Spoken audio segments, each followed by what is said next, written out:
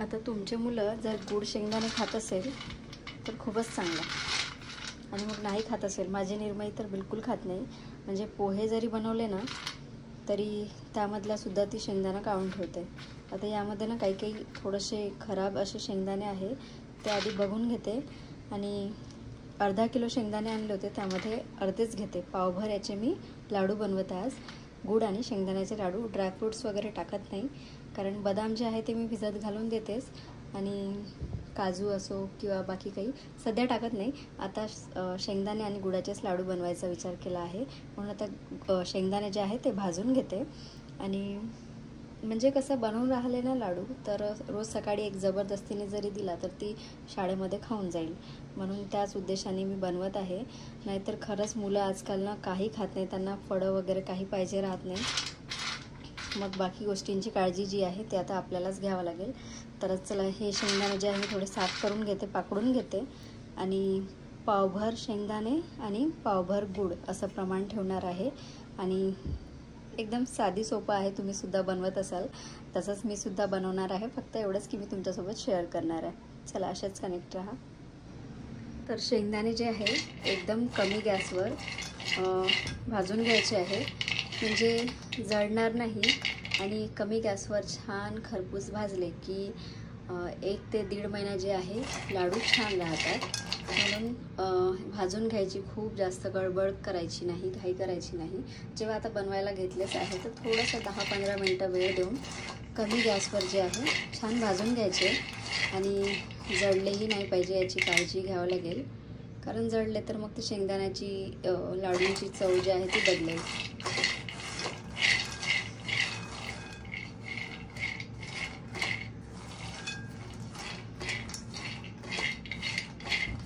किती मस्त ना, एका हातामध्ये कॅमेरा आणि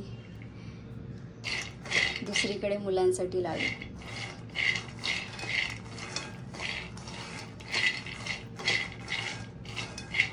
चला, हे भाजून घेते. तोपर्यंत गूळ जो आहे तो किसून घेते, किंवा मग थोडासा एकदम हार्ड नसेल तर मग बघते चाकूच्या सहाय्याने जे आहे कट करून घेते.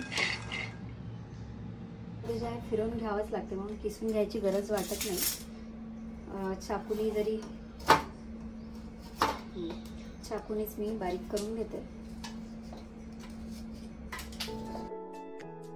मुलं असो किंवा मग मोठे व्यक्ती असो, सर्वांनी जे आहे गूळ शेंगदाण्याचे लाडू असो किंवा मग साधे गूळ शेंगदाणे असो खात राहायला पाहिजे. कारण गूळ शेंगदाण्यामध्ये ना खूप जास्त ऊर्जा असते, म्हणजे काम करण्याला आपल्याला खूप जास्त उत्साह येतो.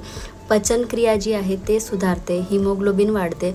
असे पुष्कळसे फायदे आहे शेंगदाणे आणि गुळाचे. पण सध्या ना आपण हे सगळं जे आहे खाणं टाळतो, आणि चायनीज असो, मग वेगवेगळे पिझ्झा, बर्गर या गोष्टी जास्त आता मुलांना आवडतात. पण आता ते खात नाही म्हणून मग सोडून द्यायचं असं नाही, तर कुठल्या ना कुठल्या प्रकारे बनवून आपण त्यांना जबरदस्तीने का होईना खायला द्यायचं. किंवा आता मुलं जेव्हा वाढीला लागत आहे ना, तर त्यामध्ये ना मग आत्ताच आता निर्मयीला डॉक्टरांनी सांगितलं की कॅल्शियमचे प्रमाण कमी आहे, मग टॅब्लेट घ्या. मग टॅब्लेट खाण्यापेक्षा ना या गोष्टी जर आपण बनवून त्यांना जबरदस्तीने चारलं तर चांगलं राहते.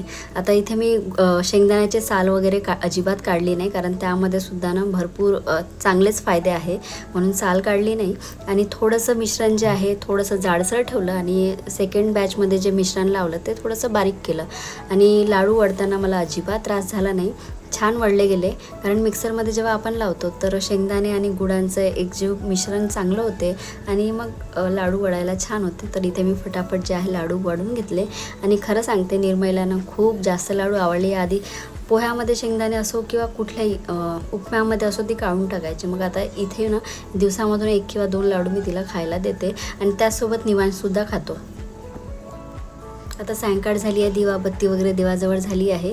तर आता लाडू मस्त असे तयार झालेच आहेत, तर देवाला त्याचा नैवेद्यसुद्धा मी दाखवून दिला. तर आता तुम्ही सुद्धा शांत बसू नका. मुलं जर नसेल खात तर वेगवेगळ्या प्रकारे जे आहे मुलांना विटॅमिन, प्रोटीन या सर्व गोष्टी ज्या आहेत देण्याचा नक्कीच तुम्ही प्रयत्न करा.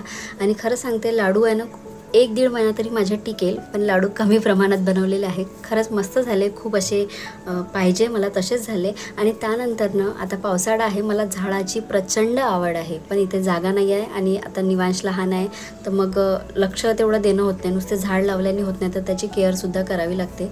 तर इथे आज मस्त पाऊस आला, त्यामुळे ना इथे मी खाली जाऊन मनी प्लांटचे जे आहे वेल घेऊन आली आणि त्याला बारीक बारीक असे ब्रँचेस त्याचे कट करून घेतले. म्हणजे साधं पाण्यामध्ये सुद्धा मी घरामध्ये ठेवेल तर ते घराला एक वेगळी शोभा येते, तुम्हाला सुद्धा माहिती आहे. आणि याआधी ना मी खूप सारे झाडं जे आहे विकत घेऊन आणले, पण तेवढीशी केअर करता आली नाही. आणि इथे ना खूप सिमेंटचे जे डस्ट आहे आणि अक्षरशः झाडांवर बसतो आणि ते निघतसुद्धा नाही. मग ते कुठंतरी वाटते की नाही, आपण झाडं लावत आहोत पण व्यवस्थित मेंटेन होत नाही आहे. मग त्यामुळे ना असे जे कमी खर्चामध्ये इथल्या इथे जे मला मिळते मी तेच आता रोपटे लावायचा प्रयत्न करत आहे. आणि इन फ्युचर बघू, जेव्हा घर होईल काय होईल तेव्हा मग जे माझ्या छोटे छोटे स्वप्न आहे किंवा मग आवडी आहे तर तेव्हाच आपण पूर्ण करू शकू. पण आताही असं आपण बसू शकत नाही. तर बघा इथे मी छोटे छोटे ब्रँचेस कट करून पाण्यामध्ये जे आहे, हे जे ग्लास आहे माझे शरबतचेच ग्लास आहे, 2 वापरलेले आहे मी. आणि याला एक फ्रीजवरती ठेवेल आणि एक किचनमध्ये. आणि जो दुसरा पॉट आहे तो आहे ठेवायसाठी म्हणून ती बरणी घेतली होती, तर ती आता इथे मी मनी प्लांट लावण्यामध्ये वापरलेली आहे. हाय, हॅलो, नमस्कार. आशा करते तुम्ही सर्व मजेत असाल, नेहमी आनंदात राहा आणि मस्त राहा. तर आमच्याकडची लाईट गेलेली आहे आणि जे चार्जिंगवाले लाईटसुद्धा होते त्याचीसुद्धा चार्जिंग आता उतरली. तरी खिडकीमधून प्रकाश येतो, पण थोडंसं कॅमेऱ्यामध्ये जे आहे तेवढं क्लिअर दिसणार नाही. तर आता मी बनवत आहे डोसे आणि शेंगदाण्याची चटणी आणि आलूची भाजी. तर ते सर्व तुमच्यासोबत मी शेअर करते. तर आलू हा वर्ड मी आता स्किप करते, कारण आमच्याकडे लहानपणापासून जे आहे आलूच म्हणत आलो. पण तुम्हीच कमेंटमध्ये सांगाल की काय सारखं सारखं आलू म्हणते.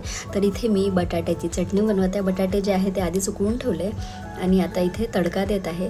आता प्रत्येक ठिकाणी ना मी बघते, यूट्यूबवर सुद्धा बघते, चटणीचे जे आहे आलूची चटणी बनवण्याचे प्रकार थोडे थोडे वेगळे असते. साऊथ इंडियनचे वेगळे असते, पण आपल्याला थोडीशी अशी तिखटसर अशी पाहिजे असते, त्यामुळे आपण आपल्यानुसार बनवतो. तर इथे कांदा जे आहे लांब कट करून घेतलेला आहे मी आणि लाल मिरचीचा वापर केलेला आहे, कढीपत्ता, त्यानंतर थोडासा बारीक कट करून घेतलेला लसूण, हे नॉर्मल साहित्य जे आहे वापरलं आणि मस्त अशी चटणी तयार केली. आणि आता आपण कितीही व्यवस्थित छान बनवायचा प्रयत्न केला तर घरी थोडंसं असते की त्यांना हॉटेल स्टाईल पाहिजे असते. नाही, हे असं नाही बनलं. चटणी तर झालेली आहे, पण शेंगदाण्याची चटणी होऊ शकत नाही कारण लाईटच नाही आहे. आता माझ्या डोक्यामध्ये लाईट लागला, तर आता थोड्या वेळ वाट पाहते, नाहीतर मग निर्मयला आलूची चटणी आणि डोसा खायला.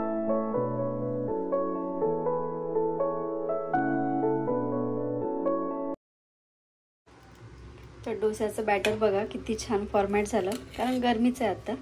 आणि कालच रात्री जे आहे बारीक करून ठेवलं. तर यामध्ये आहे उडदाची डाळ आणि तांदूळ फक्त, बाकी काही नाही.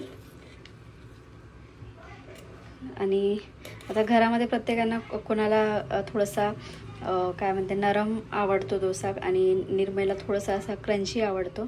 तर क्रंची बनवायसाठी काही नाही, थोडंसं कमी फ्लेमवर जे आहे होऊ द्यावं लागतं, वेळ लागतो. आणि मोठ्या गॅसवर आपण करू शकत नाही, कारण तो मग जळून जातो आणि मग क्रिस्पी येत नाही. आणि हा जो तावा आहे ना, हा माझा खूप जुना आहे आणि खूपदा याच्यावरनं पहिला डोसा तर माझा अक्षरशः चिपकतो, म्हणून मी छोटासाच एक ट्रायल टाकून बघते. त्याच्यानंतर जर व्यवस्थित निघाले तर कंटिन्यू करते, नाहीतर मग माझा जो साधा तावा आहे ना तोच मी वापरते, कारण त्याच्यावर सुद्धा छानच निघते. आणि बाकी आता मार्केटमध्ये छान छान आलेले आहे पॅन वगैरे, आणि यूट्यूबवर पण बघते, ते नाव काय माहिती नाही, खूप जाड असा जो असतो, तर त्याच्यावर तर बिलकुल डोसे जे आहे चिपकत नाही. पण महागाई आहे, सध्या काही घेतला नाही, आता जोपर्यंत याच्यावर काम चालते तोपर्यंत. आता यामध्ये मीठ टाकते आणि डोसे बनवून घेते. डोसे जेव्हा बनवायला सुरुवात करतो ना, सर्वात आधी मस्त असे पाण्याचे छिडके द्यायचे 2-3, आणि त्यानंतर जे आहे पॅनला कुठल्याही सहाय्याने जे आहे, आता इथे मी कांदा वापरला, कांद्याच्या सहाय्याने जे आहे तेल लावून घेते. आणि त्यानंतर मग काय होते, डोसे वगैरे चिपकत नाही आणि मग वारंवार पाणी वगैरे छिडकायची गरज पडत नाही. तर आता हा पॅन माझा खूप जुना आहे, जसं मी आत्ता सांगितलं तुम्हाला. तरी कधी व्यवस्थित निघते आणि कधी व्यवस्थित निघतही नाही, असं होतं. तुम्ही डोसे बनवताना कुठल्या कुठल्या गोष्टीची काळजी घेता किंवा मग मिश्रणामध्ये काय काय ॲड करता ते सुद्धा मला सांगा. मलाही त्या गोष्टी शिकायला मिळेल. आता इथे मी तांदूळ आणि उडदाची डाळ जे आहे त्याचंच हे बॅटर बनवलेलं आहे आणि आम्हाला क्रंची पाहिजे, त्यामुळे ना मग मी गॅसची जी फ्लेम आहे ती कमी ठेवते आणि आरामात होऊ देते.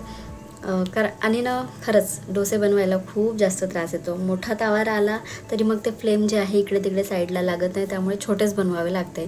आणि बाहेर आपण हॉटेलमध्ये खातो त्यांच्या गॅसची फ्लेम तेवढी असते, त्यांची शेगडी मोठी असते आणि तवासुद्धा मोठा असतो, त्यामुळे तो व्यवस्थित सगळीकडे जो आहे शिजला जातो. पण आता आपण इथे मोठा बनवायला गेला ना ते मधामध्ये जळतो आणि आजूबाजूनी शिजतच नाही, त्यामुळे पॅन मग थोडंसं इकडे तिकडे फ्लेमवर करत राहावं लागतं. तर आता इथे माझा डोसा जो आहे छान बनला, म्हणजे पाहिजे तसा बनला, खूप वाईट नाही बनला. तर आता निर्मईला नाश्त्याला देऊन टाकते, कारण लाईटची वाट किती वेळ पाहायची. पण तेवढ्यामध्येच ना मग लाईट आली, तर म्हटलं चटणी बनवून घेते. तसंही तिला चटणी खायला तेवढं काही आवडत नाही. आता इथे शेंगदाण्याची चटणी बनवत आहे, त्यामध्ये हिरवी मिरची, आलं, कोथिंबीर, मीठ आणि 1-2 लसणाच्या पाकळ्या आणि जिरं हे सगळं टाकून जे आहे मिक्सरमध्ये बारीक करून घेते आणि त्यानंतर मग त्याला तडका देते. आता कोणाला चटणीची कन्सिस्टन्सी खूप पातळ पाहिजे असते, कोणाला मीडियम असते, तर आमची मीडियमच असते, खूप पातळ नाही खूप घट्ट नाही. आणि त्यामध्ये मग लाल मिरची, कढीपत्ता, जिरं मोहरीचा तडका दिला आणि माझी चटणी जी आहे मस्त तयार झाली. आणि म्हटलं मग साऊथ इंडियन मेनू आहे आणि खाली जे आहे मस्त असे केळीचे पानं आहे, तर एक जाऊन घेऊन आली आणि म्हटलं आपलं प्लेटिंग बनवण्यासाठी आपल्याला कामी येईल, म्हणून इथे मग मस्त प्लेट जे आहे साधारण अशी छान डेकोरेट केली. तर चला मग कसा वाटला व्हिडिओ तुम्ही सांगा. असेच नवनवीन व्हिडिओ पाहत राहण्यासाठी चॅनलला सबस्क्राईब करा आणि व्हिडिओ आवडल्यास व्हिडिओला लाईक करा. व्हिडिओ कसा वाटला, काय वाटला कमेंटमध्ये लिहून सांगा. आता सर्वांचा नाश्ता झालेला आहे, मी सुद्धा नाश्ता करून घेते. भेटूया माझ्या पुढच्या ब्लॉगमध्ये. तोपर्यंत बाय बाय. मस्त रहा, स्वस्त रहा.